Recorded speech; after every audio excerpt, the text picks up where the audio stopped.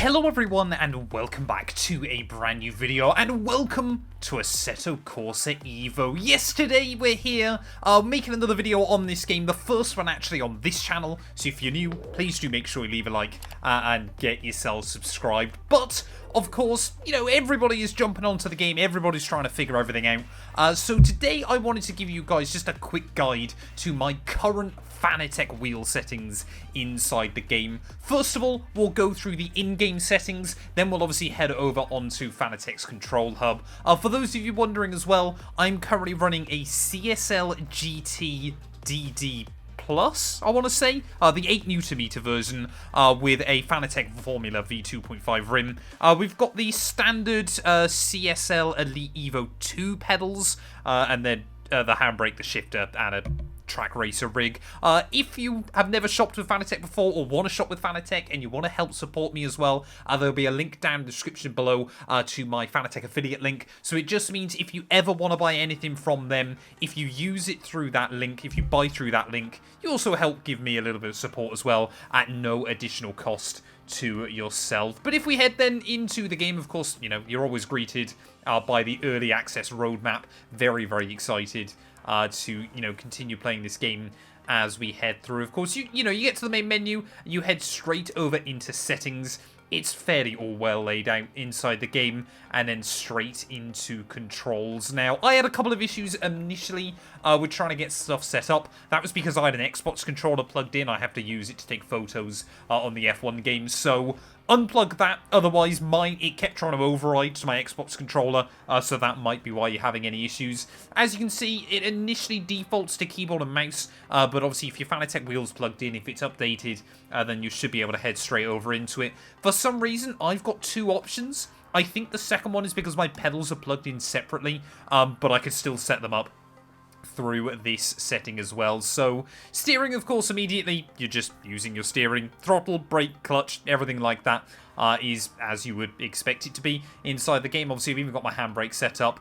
You don't need to worry about like the steer left or steer right. They work normally with the standard steering access as well there. And then all I've set up is my paddle gears, and then I had also set up my shifter, but I've got it back in sequential mode now, so obviously you can go through and select all your gears and everything else. Of course, there's so many options inside this game. I will be exploring more of these as we go through as well. But, you know, you just want to get all the basic stuff working first of all before you dive into any of this. Plus, a lot of these engine maps and stuff aren't going to be relevant with the cars that are currently inside the game.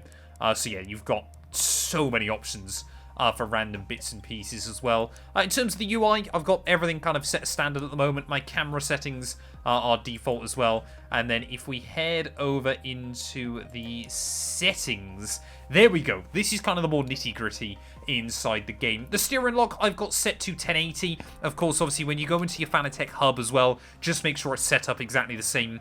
Obviously, if you're only going to race like Formula cars or GT race cars and things like that, you could lower it down to like 540 degrees if you wanted to, but it just then means if you then want to dive into road cars and things like that, it makes things a little bit peculiar. The force feedback gain, I like to have a really strong wheel, so I've got that kept at 90 right now. But the dynamic damping, I've actually got set up a little bit higher than I normally would at 45%. The minimum damper, so that is obviously the minimum feel you get through the car. Again, I like that to be quite strong, so I've got it currently set to 60 inside the game, and then the damper gain as well set to 30%.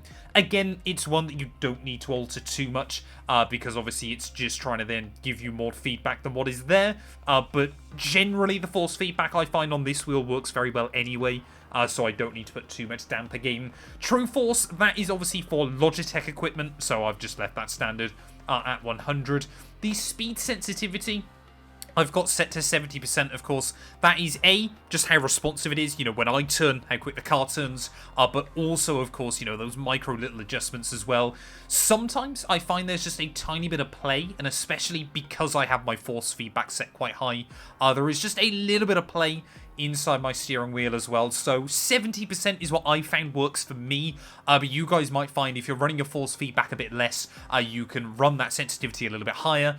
if you're running your force feedback even higher than I am, you might want to run that just a little bit less. Again, the steering filter, fairly similar. It kind of just gives you a better idea. And obviously you can kind of just filter out those micro little adjustments as well that you make through your wheel.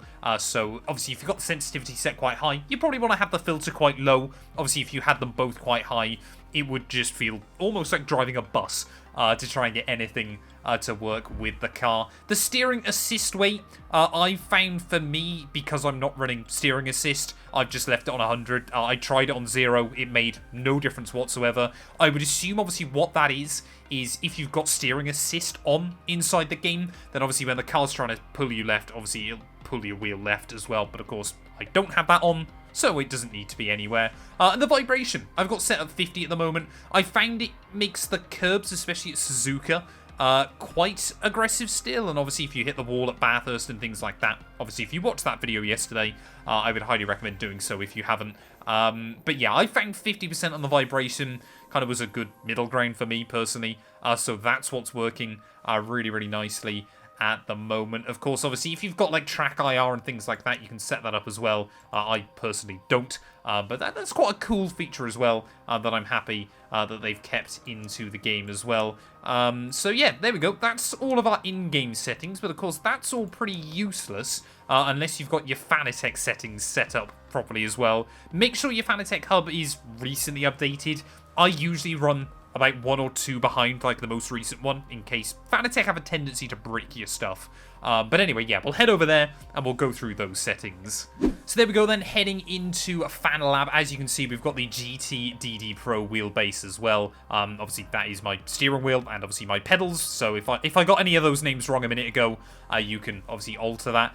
All you really need to do is just head over into the tuning menu. And as you can see, I've got my maximum torque set to 8. My steering sensitivity is actually 400. Oh, sorry, that's why. I've got to go back onto the right one inside my wheel. So, sorry, there we go. That makes more sense. My maximum torque output is actually set to 6 because I find otherwise on sims like iRacing and Assetto Corsa EVO and Competizione, 8 actually just makes it vibrate a little bit too much. You know, the wheelbase can do 8, but it doesn't need to do 8 all the time. My force feedback strength is set to 75%. Again, I won't kind of talk about what these do too much, because obviously I've done that on so many videos before on various games as well. So yeah, 75% on the force feedback strength. Peak on the force feedback scale, the natural damper, the natural friction, and the inertia all are set to 70%. I don't have the FFB interpolation filter enabled. Force effect intensity I've got set to 100. Game force strength, game spring effect strength, and game damper strength, I leave those all at 100. I'd rather tune those inside the game because sometimes they can be a little bit strange. And then the brake lever indicator I've got set to 0 as well. Also, because it's not on there... Oh, sorry, there we go, at the bottom. My braking force, obviously I've got a load cell pedal. Would highly recommend them. I've got that set to 30%. It just works quite nicely. It's what I'm used to. But obviously you can alter that as and how you choose. And of course, yeah, you've got a few steering wheel kind of setups if you've got exactly the same wheel as me. Obviously, all of the stuff on the base, if you've got this base, you've got the CSL base, like the normal DD one, or even the Pro Plus base, I think they're called.